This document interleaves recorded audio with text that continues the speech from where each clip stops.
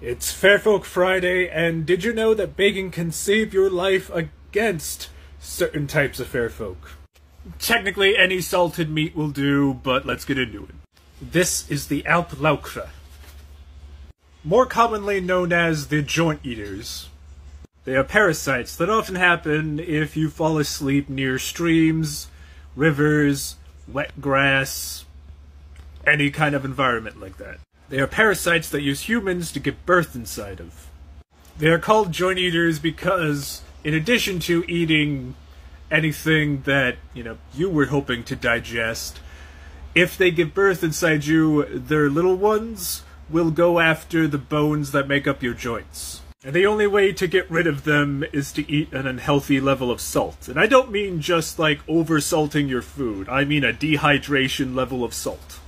Thank you for watching, and please mind where you sleep. So I got a wedding to go to tomorrow, and it got me thinking about a very specific kind of fair folk from my family's lore, and I don't believe I've heard it anywhere else. So if something like this is in your culture, or is just generally a thing, I'd like to know about it. Generally, we call them the Grey Wedding Crashers, the Grey Flower Girls, the Grey Ring Bearers, something like that. Like the Red Caps, it's not so much a specific, species of fair folk, it's just, this is a very common thing for fair folk to do, so there's a specific name for fair folk who do this. And effectively, it's young fair folk who, both comparatively and glamored to look like young children, basically just randomly show up at a wedding and no one knows who they are. They'll have gray skin but will be otherwise indistinguishable from just a normal human child. They'll be very chaotic but otherwise just giggly. Don't touch them with a wedding ring. First off, thank you for your comment and question. And second of all, it's actually a very simple answer. Most rings are made out of either silver, sterling silver, which is usually silver-coated iron or silver-coated steel, something like that, or gold. And all of those metals, and a lot of precious metals in general, are said to hurt fair folk in some fashion, especially your more, Celtic, Ireland, Scotland, and all of that. Those kind of fair folk, which is primarily where my family comes from. And even if it doesn't actually hurt them, which, trust me, would cause a lot of problems, these are literal fair folk children, so there's a possibility that they would steal them somehow just by contact. Because, regardless of them being different, they're still fair folk children. And, stealing from us is a little less illegal, but yeah, thank you. It's Friday! And today it's another Fair Folk Friday. I've noticed a lot of Italian magic on my For You page, so I figured I'm going to talk about specifically an Italian fair folk. Forgive my pronunciation, but the folletti, or individually folletto. While there are different kinds of folletti, such as the Silvanelli and the Win follettis, we're going to be talking about it in a very broad sense in this video. They generally stand between 1 and 3 feet tall. They often have curly hair and bright eyes, and often wear red, and many of them have the feet of animals. The red clothing often also gives them a hood, which gives them invisibility. They rarely stop moving, but when they do, they will rest in fields, woods, or occasionally houses. While generally friendly towards humans, they have the ability to give you nightmares, as well as just generally being trickster sprites. Thank you for watching. Welcome to another Fair Folk Friday. Now, last week we talked about the Shellycoats, and they are sometimes referred to as boogeymen, and that's probably a confusion with another fair folk. And today we're going to talk about where that confusion stems from. We're going to talk about the Grendilo. The Grendilo live in very similar habitats and regions as to the Shellycoats. Bogs, ponds, rivers, that sort of thing. The Grendilo are rather famous for being a lot more vicious. Peculiarly being very commonly used to scare children, because apparently the Grendilos will eat children, or pretty much anything that drowns.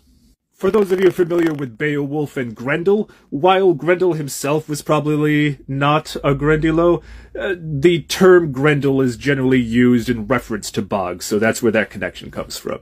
Vicious towards humans, but generally submissive towards other water fair folk. Well, it's Friday again, so It's Fairfolk Friday. Today we're going to learn about the Church Grim. Many churches in Nordic regions and England are known to have supernatural inhabitants, while most lore will revolve around the idea that supernatural creatures are adverse to church bells. These creatures are not, and in some shape or form, are at least around the churches. In Sweden, they're called kirkogrims. In Finland, kurkanwaki. They are said to be something of a humanoid representation of animals that were sacrificed when a new church was built. And, we're talking about Christian churches, so obviously this practice is no longer done, but it is indeed a historic thing that is attested to. They are usually 3 feet and under, and the ones in England tend to have a particularly mischievous personality known to ring the church bells at midnight with delight. It's Fairfolk Friday, and I felt that I should bring a little more of my family's lore into things. There are creatures known as the Korrigan, female descendants of the Korred who I've talked about before. Now there are many different versions that I've heard about the Korrigan, but I'm going to specifically talk about my family lore. Like the Korred, their ancestors, they are roughly about 3 feet tall, usually women. Dark hair, pale skin, very beautiful.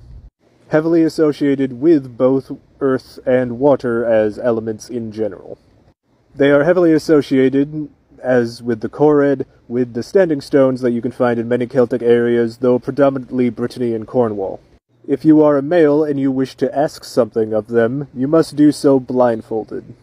For if you catch sight of them, you will be forced to marry them or die in 3 days. It is another glorious Friday, and that means today it is Fairfolk Friday, and today we're going to talk about the Headley Cow. This is a specific Fairfolk that is known mostly to reside in Headley on the Hill in Northumbria, which is a village. A very mischievous, bovine-shaped or having bovine features is considered somewhat lucky to have seen, though if you see it, it has normally played some kind of prank on you. One of the most famous versions of this tale is that a woman basically found a pot with some gold in it and tried to take it home, but every time she looked at it, it changed into something less valuable, but the woman kept putting a good spin on it. The first time, the gold changed to silver, then the silver changed to iron, and then the iron changed to a rock.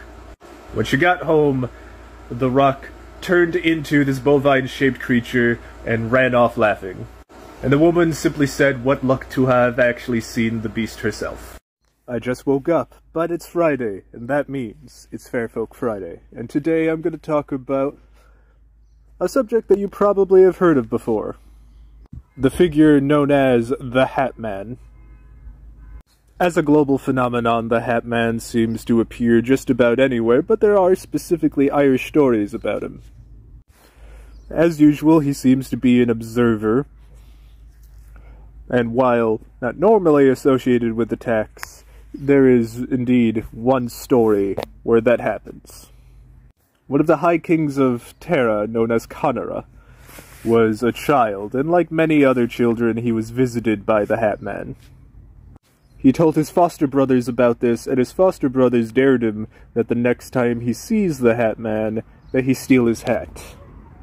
So he pretended to sleep one night, and the Hat Man came to observe him, and Conora leapt up and leapt over the Hat Man, taking his hat within his hands. The Hat Man, in a rare showing of emotion, indeed attacked Conora, but a bird crashed through Conora's window and started to berate the Hat Man.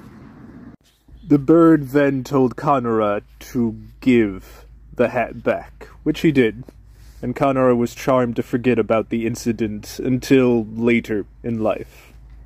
The bird was Conora's father, the she-king of birds. Now in Irish folklore, the Hat Man is called the Hat Man of the She. Relatively simple deviation right there. He himself is not necessarily a part of the She, but he works for them, observing for some unknown purpose. And again, rarely attacks people. Primarily taking an interest in children, though sometimes those children will see him around as an adult, especially during traumatic events in both cases. An interesting but mysterious figure wherever he goes. It's another Fair Folk Friday! I had a heathen event to go to, so I was very busy for the weekend, but I'm gonna make up for it today. Today, we are talking about the Moss People. There's a lot of different variations of the Moss People, and they can be found in many of your mainland Europe areas, but sometimes you can find them in the area that's referred to as the Celtic Isles. But they're found along Germany, France, Poland, generally that area, but anywhere that grows moss seems to have some variation of Moss People. As there are many different variations, there's many different variations of their size. Sometimes they're just relatively average human-shaped, other times they're between 2 and 3 feet tall, usually not shorter than that, but again, a lot of variation. As their name implies, they wear moss as clothing, making them almost undistinguishable from their surroundings. If you live in an area, buy a lot of moss, and suddenly something that you needed, whether it be medicine, more yarn, or something like that, more than likely it is a moss person that left it for you, as they have been very generous even to complete strangers in many of their stories. A poor man on his way through a forest once met a small elderly moss person, and who was struggling with a broken wheelbarrow. The man was in no hurry and was himself a carpenter, helped the woman. The tiny lady was delighted, thanked the man for his help, and gave him splinters that had fallen to the ground. The carpenter, not wanting to be rude, did indeed pocket them, and went on his way, and when he was sure he was out of her sight, however, he threw the splinters on the ground. However, when the carpenter was home the next day, he found that something was stuck to the lining of his coat. It was one of the splinters, and when he pulled it out, it had turned into pure gold. The man never saw another moss person again, and he was unable to find the other gifts that he had been given. So continuing on Moss People, this is basically what I was taught among my family. And like I said, there's a lot of variation, so there's no means to say this is the only variation that ever existed in Ireland. But the Moss People are kind of half-breeds between humans and Sidhe.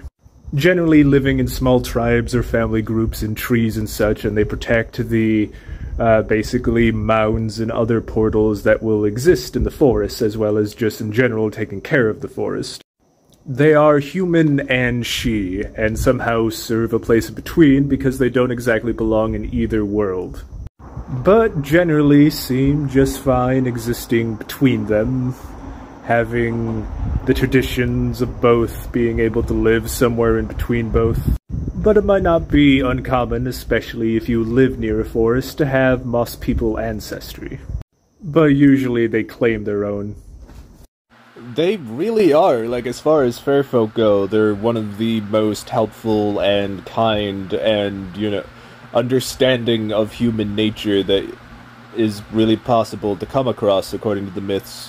There's really only 2 reasons that one would be antagonistic towards you, and the first one would be somehow disrespectful of the forest. Now, this can sometimes be vague into their perception, and because they're understanding, they will tell you, but you will still fix it. Or, if it's in the case of something like deforestation, it will be an all-out war. The other time would be when they have children with humans. They are known to get said children back to be raised by them however they can. Usually, they're cordial about it, but if that fails, they have been known to flat out steal the children that are theirs. It's another Fair Folk Friday, and today we're going to talk about the Cúisí, the hounds of the Sidhe Mounds. Stories of the Cúisí can be found across primarily Ireland, but there's also similar stories in Scotland, England, and the Isle of Man, where one is called Modley Dhu. They are the hunting hounds of the Sidhe. It is said that they will either howl or bark, and this can be heard for miles when they are hunting, and they will do so 3 times. And if you don't hear the 3rd bark, it's likely that you are the target. Many families, clans, and so forth will have either black or dark green dogs on their sigils to represent that their lands are protected by the Kushi. If they attack you and you survive, their bite marks will appear as if burn marks. Best to avoid crossroads. Today I'm going to talk about Modley Dew, the black dog of the Isle of Man. Modley Dew is primarily seen by Peel Castle, and in one of his stories, it takes place there. As he had done for generations during the reign of Charles II, he took his place by the fire of the castle guards. One night, a drunken soldier dared the dog to accompany him on his patrol to see if he was truly a normal dog or a demon. Like many fair folk, the Fairsham don't exactly like this being the only two options for them. So Modley Dew rose from his place by the fire and indeed accompanied the man. The man came back alone, as white as a ghost, would not talk about what happened, and he died 3 days later. He was speechless, ghostly, wan, like him of who the story ran, who spoke the spectre, hound in man.